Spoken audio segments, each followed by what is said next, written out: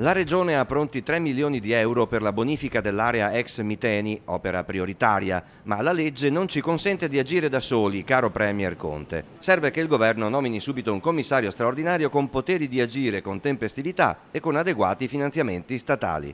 È quanto ha scritto in sintesi il presidente Luca Zaia in una lettera al presidente del Consiglio Giuseppe Conte.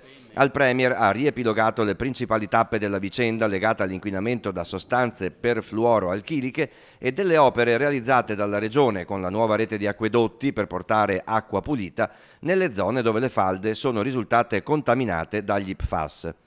Opere di bonifica che al momento non hanno risolto l'emergenza della diffusione della contaminazione delle acque sotterranee. Pertanto Zaia ritiene che le bonifiche non potranno verosimilmente procedere con la dovuta celerità. Così ha scritto a Conte. La situazione è grave, ha concluso Zaia nella lettera al Premier, tanto che c'è la necessità di nominare un commissario straordinario, dotato di poteri in deroga che possa accelerare tutte le procedure previste dalla normativa vigente.